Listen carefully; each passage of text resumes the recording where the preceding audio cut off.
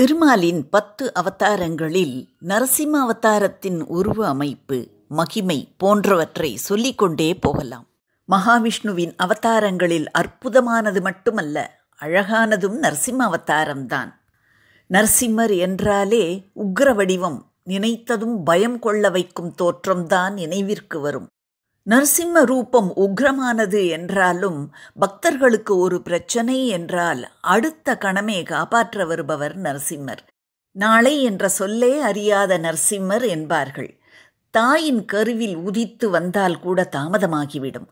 தனது பக்தன் அதுவரை துன்பத்தை பொறுக்க வேண்டி இருக்குமே என நினைத்து, தூணிலும் இருக்கிறாரா உனது ஸ்ரீஹரி என கேட்டு அதை உடைக்க ஹிரண்யன் தனது கதையை ஓங்கும் முன்பாக அவன் வேண்டிய வரத்தின்படியே ஒரு அவதாரம் எடுத்து தூணில் இருந்து வெளிப்பட்டு வந்து தனது பக்தன் பிரகலாதனை காத்தவர் நரசிம்மமூர்த்தி.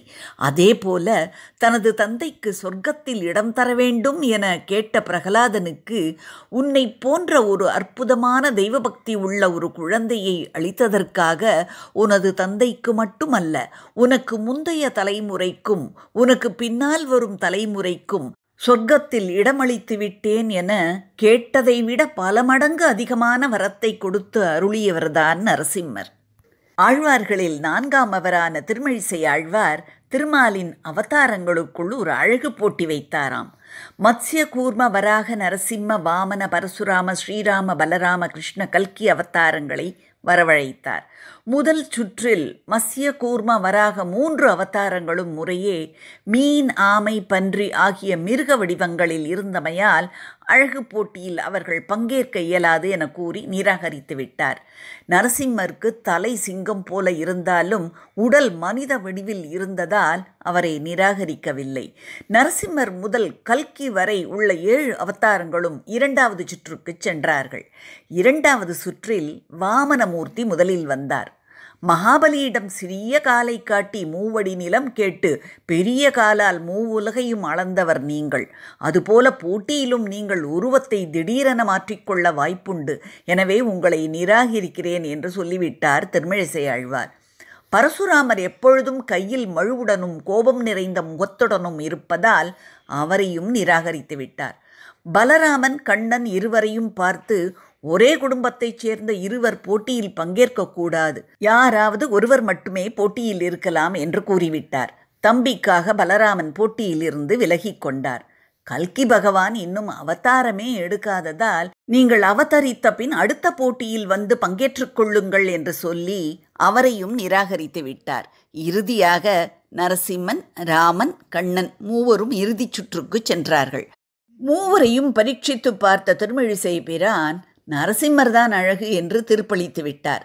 ராமன் அனைத்து நற்பண்புகளும் நிறைந்த பரிபூர்ணமான மனிதனாக வாழ்ந்து காட்டினான் என்பதில் சந்தேகமில்லை.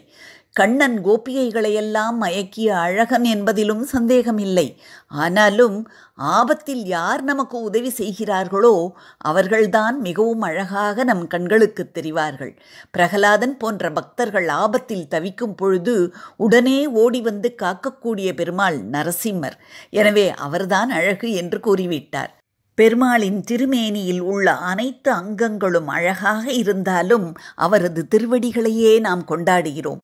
ஏனெனில் நமக்கு துன்பங்கள் நேரும் பொழுது அவன் திருவடிகளைத்தான் நினைத்துக் கொள்கிறோம். துயரறு சுடரடி என அந்த திருவடிகள்தான் ஆபத்திலிருந்து நம்மை காக்கின்றன. எனவே அவைதான் மிகவும் அழகு. அவ்வாறே ஆபத்தில் ஓடோடி வந்து காப்பவரான நரசிம்மர்தான் அவதாரங்களுக்குள் அழகானவர். இந்த கருத்தை திருமழிசை பிரான் தாம் இயற்றிய நான்முகன் திருவந்தாதி என்ற நூலின் 22வது பாசுரத்தில் அருளிச் செய்துள்ளார். அழகியான் தானே அறிவுருவம் தானே, பழகியான் தாளே பணிமின், குழவியாய் தான் 7 உலகுக்கும் தன்மைக்கும் தன்மையனே, மீனாய் உயிரளிக்கும் வித்து என்ற பாசுரத்தில் அரி எனப்படும் சிங்க வடிவில் வந்த நரசிம்மரே அழகானவர் என்று காட்டுகிறார். அதனால்தான் அழகிய ராமன், அழகிய கண்ணன் முதலிய பெயர்களை நாம் கேள்விப்பட்டதில்லை. ஆனால் நரசிம்மர் மட்டும் அழகிய சிங்கர் என்று அழைக்கப்படுவார்.